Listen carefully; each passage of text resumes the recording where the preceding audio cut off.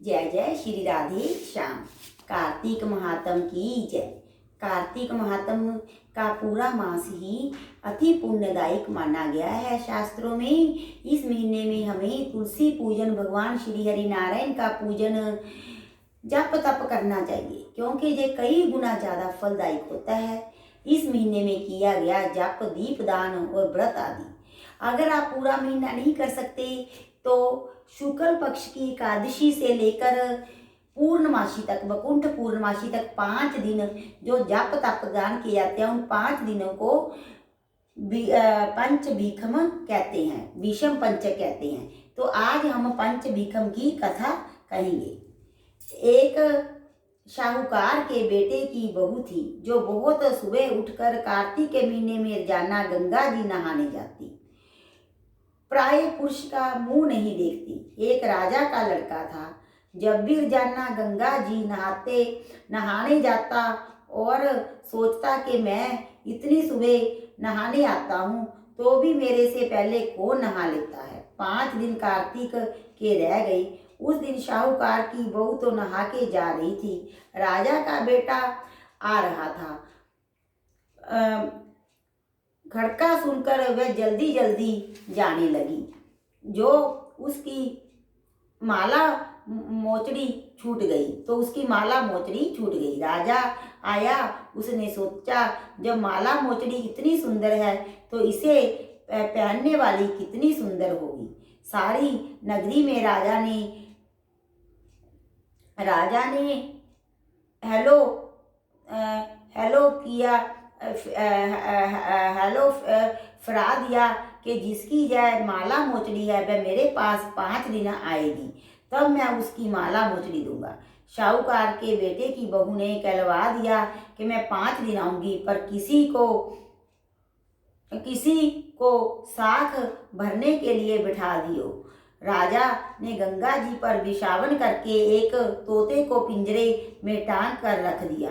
वह सुबह आई, पहली पैड़ी पर पैर रखा, यह बोली कि हे कार्तिक ठाकुर राय, दमोदर पांचू, पांडु छठो, नारायण भीषम राजा, उस पापी को नींद आ जाए। मैं सत की हूँ तो मेरा सत रखना। राजा को नींद आ गई और वह नहा धोकर जाने लगी।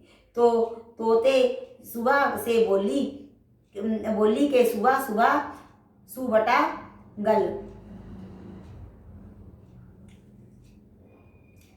घालूंगी, हार साख भरिए मेरा बीरा। सुबह बोला कि कोई वीर भी साख भरा करता है। जब वह बोली कि सुबह सुबह सुबटा पग गालूंगी, नेवर साख भरिए मेरा देवर। सुबह ने कहा अच्छा भाभी, मैं साख भरूंगा। वे तो कहकर चली गई।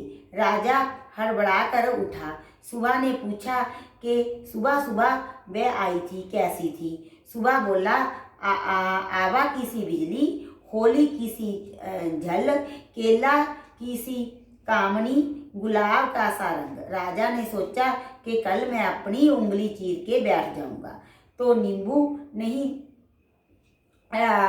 बैठ जाऊंगा तो नींद नहीं आएगी। दूसरे दिन उंगली चीर के बैठ गया। वह आई, उसने वैसे ही प्रार्थना करी, बस उसको नींद आ गई। नहा के जाने लगी तो सुबह ने साख भरा दी। राजा ने उठते ही फिर सुबह से पूछा तो सुबह ने कल के जैसा ही जवाब दे दिया। उसने सोचा कल तो मैं आंख में मिर्च डालकर बैठ जाऊंगा। राजा ने सोचा। तीसरे दिन आंख में मिर्च डालकर बैठ गया। सारी रात हाय हाय करके बिताई। वह आई, उसने जैसे ही प्रार्थना की राजा को नींद आ गई। नहा के सुबह के साख भरा के चली गई। राजा ने सोचा कि कल तो मैं कांटों के सेज बिछाकर बैठूंगा। चौथे दिन कांटों की सेज पर बैठकर हाय हाय करता रहा। घर पर जब वह आई उसको नींद आ गई। वह प्रार्थना करके नहा के सुबह से साख भरा के चली गई। 5वें दिन राजा आग जलाकर उसकी राख पर बैठ गया। वह उस दिन भी प्रार्थना करती आई कि आज भी मेरा सत्य राख्यो प्रभु।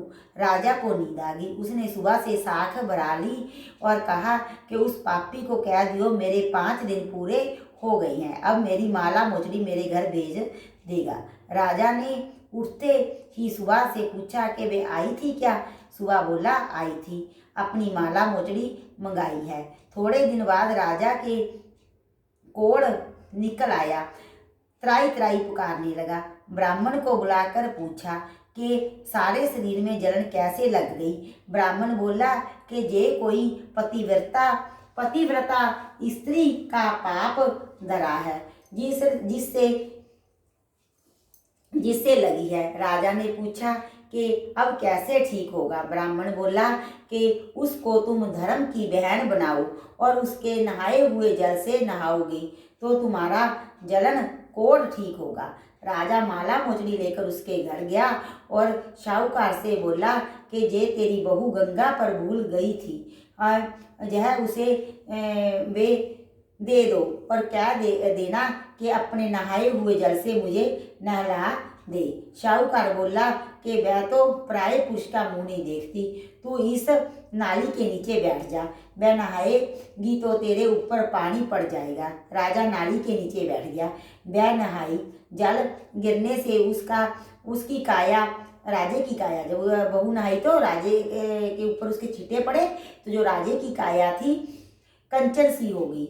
हे पंच भिखु देवता, जैसे शाहूकार की बहू का सत्य रखा ऐसा सबका राख्यो। कहते सुनते कर हुंगारा बरते का तथा हमारे सारे परिवार का राख्यो। बोल भीष्म पंचक महाराज की जय।